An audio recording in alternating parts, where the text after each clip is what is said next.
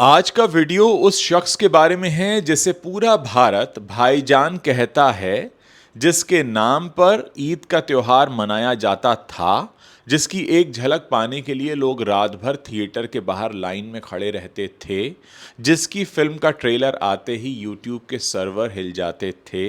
जी हाँ, सलमान खान। लेकिन आज हम उस सलमान खान की बात करेंगे जिसकी फिल्म सिकंदर पिछले साल ईद पर आई और बुरी तरह फ्लॉप हो गई। 300 करोड़ रुपए के बजट के मुकाबले सिर्फ 175 करोड़ रुपए की कमाई। कहते हैं कि 16 साल बाद सलमान खान को पहली इतनी बड़ी फ्लॉप मिली और इसके साथ ही एक सवाल पूरे बॉलीवुड में गूंजने लगा कि क्या भाईजान सलमान खान का जादू खत्म हो गया है। पहले थोड़ा आपको पीछे लेकर चलते हैं। सलमान खान ने अपना करियर शुरू किया था 1988 में, लेकिन उनको असली पहचान मिली 1989 में आई फिल्म मैंने प्यार किया से। उस फिल्म ने उन्हें रातों रात स्टार बना दिया। फिर आई साजन, हम आपके हैं कौन जैसी एक के बाद एक बड़ी हिट्स, लेकिन उनके करियर का सबसे बड़ा टर्निंग पॉइंट काफ़ी देर में आया 2009 में फिल्म वांटेड से। इससे पहले सलमान कुछ सालों से स्ट्रगल भी कर रहे थे, कुछ फिल्में चल रही थीं, कुछ नहीं चल रही थीं, लेकिन वांटेड ने सब कुछ बदल दिया। राधे मोहन का वो डायलॉग कि एक बार जो मैंने कमिटमेंट कर दी तो फिर मैं अपने आप की भी नहीं सुनता, घर घर में गूंजने लगा और उसके बाद शुरू हुआ सलमान खान का गोल्डन एरा। दबंग, बॉडीगार्ड, एक था टाइगर, किक, बजरंगी भाईजान, सुल्तान, टाइगर जिंदा है, एक के बाद एक 100 करोड़, 200 करोड़, 300 करोड़ रुपए की फिल्में, और ईद सलमान की फिर पर्सनल प्रॉपर्टी बन गई। हर साल ईद पर उनकी फिल्में आती और बॉक्स ऑफिस पर तूफान मचा देती।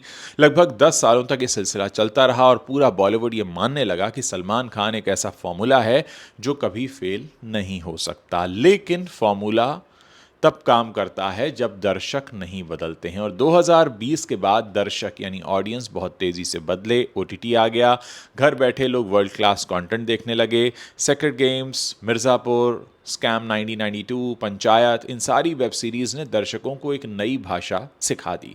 एक ऐसी भाषा जिसमें स्टोरी मायने रखती है, स्क्रिप्ट मायने रखती है, और सिर्फ स्टार पावर से काम नहीं चलता। और यहीं से सलमान खान की दिक्कतें शुरू हो गईं। किसी का भाई किसी की जान 2023 में आई, बुरी तरह फ्लॉप रही। ट्रेड एक्सपर्ट्स ने कहा कि स्क्रिप्ट कमज़ोर थी, लेकिन सलमान और उनकी टीम ने इस पर ज़्यादा ध्यान नहीं दिया। सोचा एक फिल्म का अच्छा ना चलना कोई बड़ी बात नहीं। फिर आई टाइगर 3, दिवाली पर आई थी ये।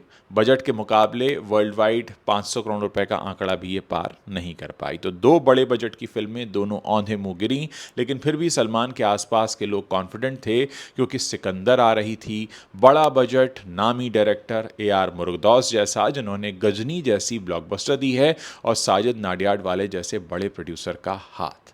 लग रहा था कि इस बार तो सलमान को कोई रोक नहीं पाएगा। लेकिन सिकंदर ने जो किया वो किसी ने सोचा नहीं था। फिल्म ने ओपनिंग डे पर लगभग 17 करोड़ रुपए कमाए, जो सलमान खान की पिछली ईद वाली फिल्मों से काफी कम था। पहले वीकेंड में भी कलेक्शन 60 करोड़ रुपए तक पर सिमट कर रह गया, जबकि बजट 300 करोड़ रुपए से ज़्यादा का था। खराब स्क्रिप्ट और नेगेटिव रिव्यूज़ ने फिल्म को बुरी तरह डुबो दिया। और जैसे पानी में आप एक पत्थर फेंकें तो लहरें बहुत दूर तक जाती हैं, सिकंदर की असफलता की लहरें भी बहुत दूर तक गईं। लोग बात करने लगे किक 2, टाइगर 4, दबंग 4, इन सब के बनने पर सवालिया निशान लग गया। मेकर्स सोचने लगे कि क्या अब भी सलमान के नाम पर हम इतना बड़ा इन्वेस्टमेंट कर सकते हैं। दोस्तों, अब सवाल यह है कि आखिर इस सब के बीच हुआ क्या। एक इंसान, एक स्टार जो 10 साल तक बॉक्स ऑफिस का बेताज बादशाह बना रहा था, वो अचानक इतना कमजोर कैसे पड़ गया। इसके जवाब में कई सारी लेयर्स हैं। पहली लेयर है कंटेंट की।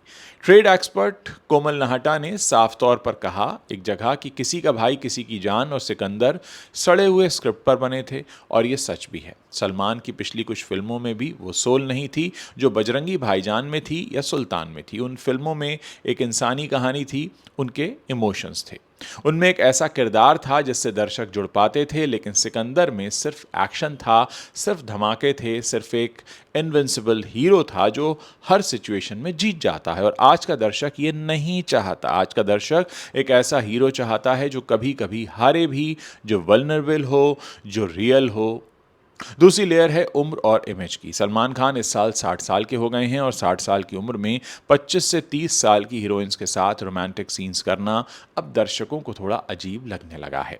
सिकंदर में रश्मिका मंदाना उनकी लीडिंग लेडी थी। दोनों के बीच उम्र का फासला इतना बड़ा था कि सस्पेंशन ऑफ डिसबिलीफ मुश्किल हो गया। और ये प्रॉब्लम सिर्फ सलमान की नहीं है, ये एक पूरे के पूरे जनरेशन के बॉलीवुड स्टार्स की प्रॉब्लम है, जो ये मानने से इनकार कर रहे हैं कि उम्र के साथ रोल्स भी बदलने चाहिए। अमिताभ बच्चन ने समझा और उन्होंने अपने रोल्स को अपनी उम्र के साथ इवॉल्व भी किया, लेकिन सलमान अभी भी वही 30 साल वाली अपनी इमेज को पकड़े हुए हैं।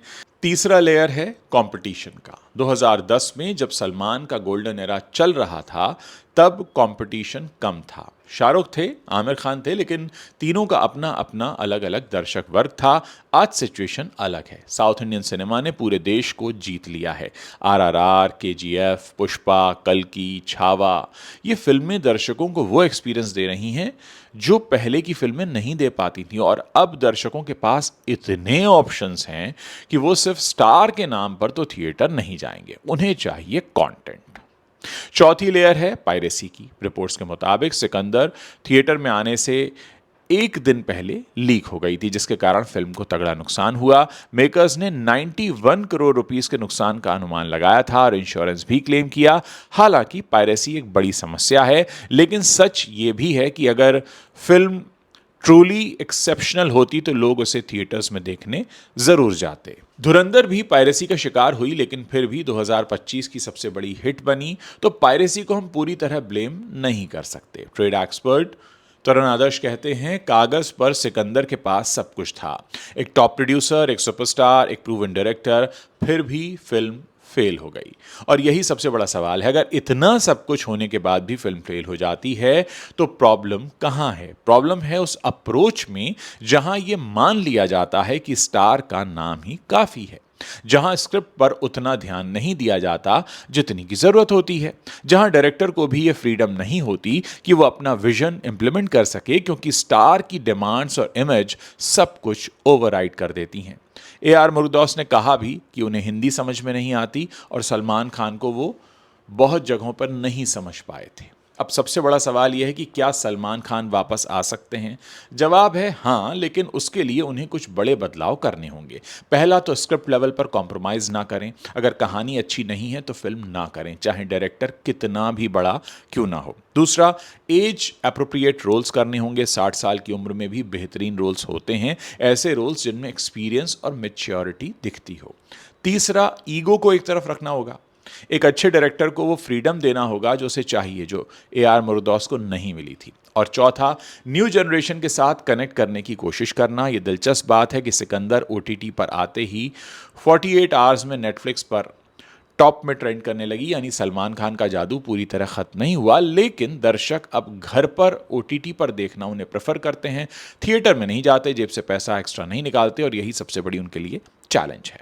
सलमान खान का करियर एक ऐसी कहानी है जो अभी खत्म नहीं हुई है, लेकिन अगर वो नहीं बदले और अगर उन्होंने ये नहीं माना कि दर्शक बदल गए हैं, जमाना बदल गया है, बाजार बदल गया है, तो वो दिन दूर नहीं जब भाईजान का नाम सिर्फ पुराने YouTube क्लिप्स में दिखेगा। और वो दिन देखना किसी भी सलमान फैन के लिए काफ़ी दर्दनाक होगा। इसलिए उम्मीद करते हैं कि सलमान खान खुद को रीइन्वेंट करें, क्योंकि उनमें टैलेंट है, उनमें करिश्मा है और एक ऐसी स्क्रीन प्रेजेंस है जो बहुत कम लोगों के पास होती है। बस ज़रूरत है तो सही कहानी की, सही रोल की। दोस्तों, आप इस पर क्या सोचते हैं? क्या सलमान खान की वापसी हो सकती है? नीचे कॉमेंट करके ज़रूर बताएं, और अगर वीडियो अच्छा लगा हो तो इसे आप शेयर कर सकते हैं। साथ ही अपनी राय, शिकायतें, सुझाव जो भी आपको लिखना है ज़रूर लिखिए। साथ में अपना नाम और शहर का नाम लिखना मत भूलिए।